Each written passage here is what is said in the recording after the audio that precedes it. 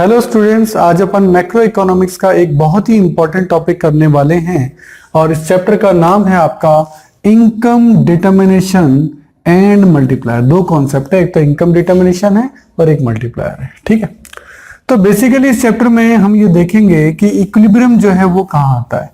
ये वर्ड अपन पहले माइक्रो में भी सुन चुके, अब यहां देखेंगे। देखो, इक्विलिब्रियम आता है जहां एग्रीगेट डिमांड और एग्रीगेट सप्लाई क्या हो, बराबर हो।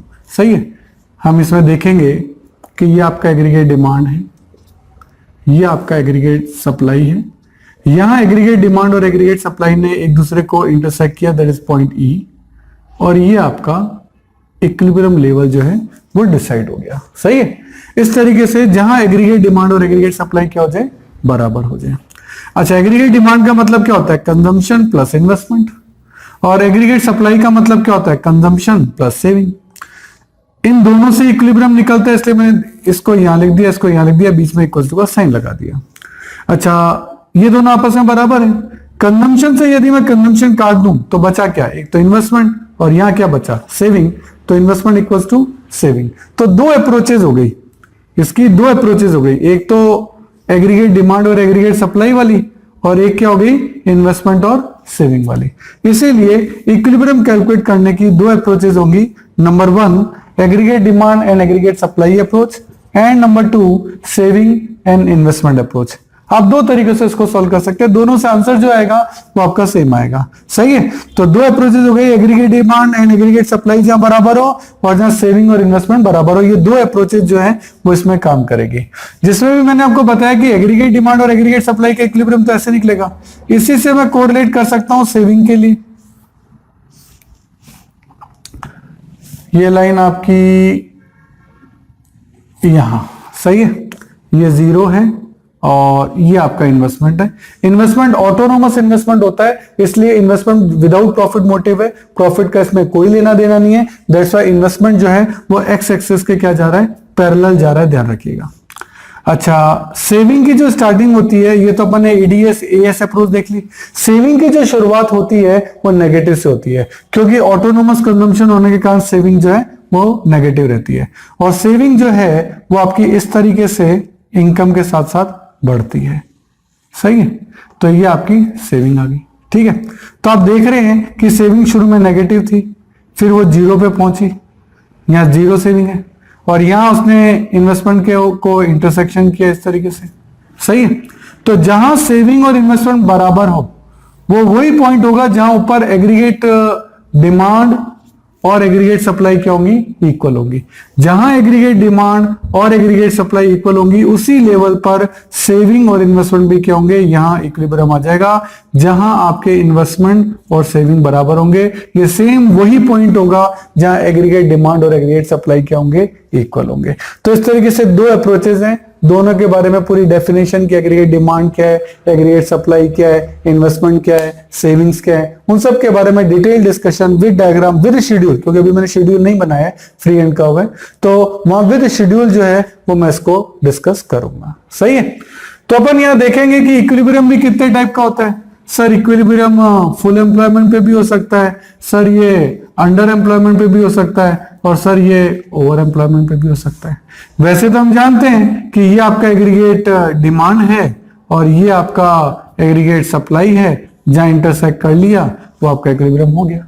लेकिन अंडर एम्प्लॉयमेंट में क्या होता है, देखिए जरा, ये आपका एग्रीगेट डिमांड है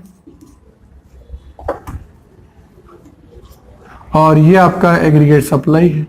अब एक्चुअली प्लान तो यही था, प्लान तो हमने इसी के लिए किया था। सही है, लेकिन ये अंडर एम्प्लॉयमेंट यानी एग्रीगेट डिमांड जो हमने जो सोची थी ना, वो उससे कम हुई। वैसे इक्विलिब्रियम आपका ये आ चुका है, प्लांट के लिए तो ये था, लेकिन एग्रीगेट डिमांड जितनी हमने सोची थी उससे कम आई, ये AD1 यहां आ गया। इस कंडीशन में इंटरसेक्शन जो पहले यहां हो रहा था वो इंटरसेक्शन अब यहीं हो गया। ये क्या कहलाएगा, E1। ये E था, ये E1, और इक्विलिब्रियम यही हो गया। तो ये कहलाता है अंडर एम्प्लॉयमेंट की एग्रीगेट डिमांड से पहले ही हो गया। यही अगर मैं इसका डायग्राम यहां बना रहा हूं, यही अगर अपन ये देखें कि ये एग्रीगेट सप्लाई है, ये एग्रीगेट डिमांड है, ये आपका इक्विलिब्रियम है। सही है, ये आपका इक्विलिब्रियम आ गया, ई पॉइंट। हमने एग्रीगेट डिमांड सोची इतनी थी और एग्रीगेट डिमांड जो है वो निकली इतनी AD1। तो इंटरसेक्शन पहले यहां हुआ था, अब इंटरसेक्शन कहां हो गया, यहां हो गया, तो अब इक्विलिब्रियम यहां डिसाइड हो गया। सही है, तो ये क्या हो गया, over full employment. Full employment तो यहां था, उससे ज्यादा पर हुआ, ये हुआ अंडर, यानी फुल एम्प्लॉयमेंट तो यहां था, ये अंडर हुआ। सही है, तो जब फुल एम्प्लॉयमेंट, जो फुल एम्प्लॉयमेंट था वो तो ये रहा, फुल एम्प्लॉयमेंट पे इक्विलिब्रियम यहां था आपका। सही है, ये फुल एम्प्लॉयमेंट से पहले ही हो गया, अंडर एम्प्लॉयमेंट हो गया, और ये फुल एम्प्लॉयमेंट के भी बाद हुआ, ये ओवर हो गया। इस तरह से इक्विलिब्रियम की जो 3 सिचुएशन है वो भी आप यहां देखेंगे। तो ये तो आ गया आपका इनकम डिटरमिनेशन, इक्विलिब्रियम। अब आपका आएगा मल्टीप्लायर, कि सर मल्टीप्लायर क्या होता है। तो देखिए, मल्टीप्लायर जो है वो आपको ये बताता है कि आपके इन्वेस्टमेंट के चेंज होने पर आपकी इनकम पे कितना फर्क पड़ा। Change in income upon change in investment, कि आप इन्वेस्टमेंट में चेंज करते हैं। जैसे अभी अपन देख रहे हैं कि मोदी जी बुलेट ट्रेन लेने वाले हैं। अब बुलेट ट्रेन लाने वाले हैं तो उसमें 1 लाख करोड़ रुपए का इन्वेस्टमेंट होगा, यह है चेंज इन इन्वेस्टमेंट। यानी इंडिया में इन्वेस्टमेंट के लेवल में 1 लाख करोड़ का इन्वेस्टमेंट हो रहा है, चेंज हो रहा है। तो इनकम पे क्या फर्क पड़ेगा, तो वो मल्टीप्लायर, मतलब वो मल्टीप्लाई करेगा, वो जो इन्वेस्टमेंट चेंज हो रहा है वो इनकम को मल्टीप्लाई करेगा। कैसे करेगा, जैसे ये 1 लाख करोड़ जो है इंडियन कंपनीज को मिलेंगे, क्योंकि इंडियन कंपनी और जापानीज कंपनी तो इसको बनाएंगी, ये मिलके बना रही है तो ये खुद थोड़ा बनाएंगी। जापान से मजदूर थोड़ा आएंगे, मजदूर तो यहीं के होंगे। लोहा जापान से थोड़ा आएगा, वो भी यहीं को होगा। सीमेंट जापान से थोड़ा आएगा, यहीं से आएगा। तो यहाँ की फैक्ट्रीज को काम मिलेगा, यहाँ की फैक्ट्रीज को काम मिलेगा तो प्रोडक्शन बढ़ाएंगी, प्रोडक्शन बढ़ाएंगी तो वर्कर्स को क्या देंगी, वर्कर्स को वेजेस देंगी, उससे उनकी इनकम क्या हो जाएगी, बढ़ जाएगी। सीधी सी बात है।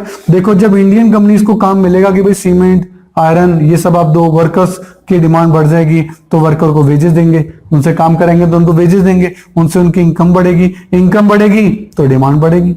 भाई जब किसी के पास पैसा हो तो डिमांड तो बढ़नी है। फिर ये इनकम वो खर्च करेंगे तो वो किसी और के लिए इनकम बन जाएगी, क्योंकि जो इनके लिए एक्सपेंस है वो दूसरे के लिए इनकम है, जो इनके लिए पेमेंट है वो किसी और के लिए रिसिप्ट है। ऐसे वो आगे के आगे चलती जाएगी और कई गुना, मान लेते हैं 5 टाइम्स। तो इस 1 लाख करोड़ के इन्वेस्टमेंट पर जो इनकम पे फर्क है वो 5 टाइम्स पड़ेगा, यानी 5 लाख करोड़, 5 टाइम्स का फर्क जो है वो पड़ सकता है। ये जस्ट मैंने एक रफ कैलकुलेशन बताई, कितना पड़ेगा वो तो देखना पड़ेगा कि हमारा कंजम्पशन लेवल क्या है, सेविंग लेवल क्या है, उन सबको देखना पड़ेगा। पर मैं आपको बता रहा हूं कि इस तरीके से इन्वेस्टमेंट का इनकम पर फर्क पड़ता है। इन्वेस्टमेंट आप चेंज करोगे तो उसका इनकम पर कई गुना फर्क पड़ता है। जैसे हम यहां देख रहे हैं कि 1 लाख करोड़ का इन्वेस्टमेंट हो रहा है, लेकिन इनकम जनरेशन में लोगों के 5 लाख करोड़ रुपए का फर्क जो है वो पड़ सकता है। तो ये सब मल्टीप्लायर जो है वो हमें सिखाएगा। और मल्टीप्लायर कैलकुलेट करने के भी 3 तरीके हैं। अच्छा, मल्टीप्लायर का मेजरमेंट है के कैलकुलेट करने के तरीके, पहला change in income upon change in investment, सही है। दूसरा 1 अपॉन 1 माइनस एमपीसी, इसका डेरिवेशन कैसे है वो मैं आपको नोट्स में आगे दिखाऊंगा। एमपीसी आप जानते हैं, पिछले चैप्टर में पढ़ चुके हैं, marginal propensity to consume, 1 minus MPC. और एक तरीका है 1 अपॉन 1 माइनस एमपीसी के से क्या निकलता है, एमपीएस।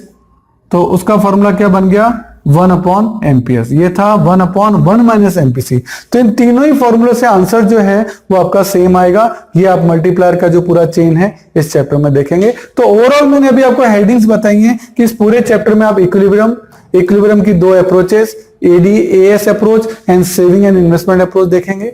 देन आप इक्विलिब्रियम देखेंगे कि इक्विलिब्रियम की 3 वैरायटीज या वेरिएंस कौन से हो सकते हैं। और देन आप ये देखेंगे कि मल्टीप्लायर का मीनिंग क्या है और मल्टीप्लायर करने के, कैलकुलेट करने के तरीके कौन कौन से हैं। इनके न्यूमेरिकल भी बनेंगे, तो वो न्यूमेरिकल भी जो है वो मैं नेक्स्ट वीडियोस में आपको बताऊंगा। तो अभी तक अपन ने इसके हेडिंग्स पढ़ी है, अब पूरा का पूरा topic with schedule, with diagram, with definition upon notes में से देखेंगे। तो चलिए अब आगे नोट्स में चलते हैं। अगर आपको मेरे वीडियोस पसंद आ रहे हैं तो देखिए एक लाइक, शेयर और सब्सक्राइब तो बनता है, तो मेरी खुशी के लिए एक लाइक तो कर दीजिए। देखिए आपका टाइम बड़ा कीमती है, तो यदि नोट्स लिखने में आप अपना टाइम बचाना चाहते हैं और वर्कशीट भी गेट करना चाहते हैं तो इन सभी की PDF का लिंक नीचे डिस्क्रिप्शन में गिवन है, आप वहां जाके देख सकते हैं। देखिए स्टूडेंट, जितने भी वीडियो हमने बनाए हैं उनके जितने भी क्वेश्चन मैं वीडियोस में करा रहा हूं उनका लिंक आपको डिस्क्रिप्शन में दे रखा है। आप वहां से उस लिंक को डाउनलोड कर सकते हैं, उसका प्रिंट आउट निकाल सकते हैं। उसके बाद वो क्वेश्चन पेपर आप अपने सामने रखिए और देन आप वीडियो देखिए। उससे आपको फायदा ये होगा कि क्वेश्चन आपके सामने रहेगा, तो ये चीज़ जरूर से कर लेनी है। और मैं आपको एक बार स्पेशल बताना चाहता हूँ कि ये जो वीडियो है ये तो ट्रेलर है। अगर आपको हमारे सारे वीडियो देखने हैं तो आपको हमारी मोबाइल ऐप सब्सक्राइब करना चाहिए, उसका नाम है अनुराग क्लासेस, और इसमें आपको हमारे सारे वीडियो देखने को मिलेंगे। क्यों, देखो YouTube तो ट्रेलर है, यहाँ सारे वीडियो नहीं होते। अगर आपको सारे वीडियो देखने हैं तो आपको हमारी मोबाइल ऐप सब्सक्राइब करनी पड़ेगी, उसमें आपको सारे वीडियोस मिलेंगे, उसमें आपको नोट्स मिलेंगे, प्रिंटेड नोट्स भी होंगे, हैंड रिटन नोट्स भी होंगे, मतलब आप हर तरीके के नोट्स वहाँ ले सकते हो। उसमें भी उसकी जो मेंबरशिप है वो प्रीमियम भी है और स्टैंडर्ड भी है, जो भी आप लेना चाहें। और आपको वहाँ अदर बुक्स के इंपॉर्टेंट पिक्स, अच्छे डायग्राम, अच्छे क्वेश्चन, अच्छे पैराग्राफ, वो भी आपको जो है इस ऐप के अंदर मिलेंगे। और इसके अलावा बहुत ही important point, MCQ test. MCQ test का पैनल है जिसमें आप जितने भी टेस्ट वहाँ देंगे उसमें ऑप्शंस होंगे ABCD, उसमें ट्रू एंड फॉल्स के क्वेश्चन होंगे, उसमें फिल इन द ब्लैंक्स के क्वेश्चन होंगे। आपने 40 क्वेश्चन का टेस्ट दिया, जैसे ही सबमिट किया विदिन 5 सेकेंड्स आपका रिजल्ट आपके सामने है। तो ये मोबाइल ऐप मैं जरूर चाहूँगा आप जरूर से सब्सक्राइब करिए। मेरा नंबर है 9829224488। आप ऑफिस आवर्स में कभी भी मुझे कॉल कर सकते हैं। Thank you.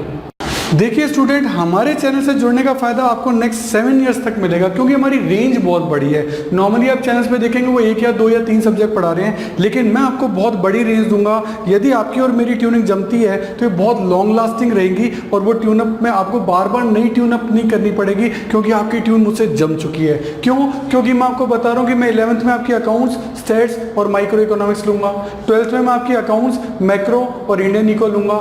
BCom के अंदर मैं आपकी corporate accounting, advance accounting, costing, financial management, budgeting, income tax etcetera, जो भी आपके जिस भी नाम से ग्रेजुएशन के अंदर ये कोर्स होंगे, इन सब के वीडियो हमने ऑलरेडी बना रखे हैं। मोबाइल ऐप आपकी बना रखी है, तो आपको बहुत सारी फैसिलिटीज हम देने जा रहे हैं। इसके अलावा CA, CS और CMA के फाउंडेशन और इंटर कोर्सेज में जितने भी प्रैक्टिकल हैं या इकोनॉमिक्स से रिलेटेड टॉपिक हैं, उन सब के वीडियो आपके तैयार मिलेंगे। पूरा स्टडी मटेरियल, पूरा नोट, सब चीज़ A to Z आपको रेडी मिलेगी। और इसके अलावा मास्टर्स अगर आप कर रहे हैं उसमें भी QT है, या मैनेजरियल इकोनॉमिक्स है, डायरेक्ट टैक्स है। QT का मतलब क्वांटिटेटिव टेक्निक्स, डायरेक्ट टैक्स है, इनडायरेक्ट टैक्स है, एडवांस टैक्स है, यानी पूरी कंप्लीट प्रैक्टिकल जितने भी न्यूमेरिकल सब्जेक्ट होते हैं सब आपको हमारे चैनल पे और हमारे मोबाइल ऐप पे मिलेंगे, जो कि आपको नॉर्मली बाकी चैनल्स पे नहीं मिलते हैं। हर साल आपको नए चैनल पे शिफ्ट होना पड़ता है, और यहाँ आपको एक ही चैनल पे कंप्लीट सॉल्यूशन मिलेगा।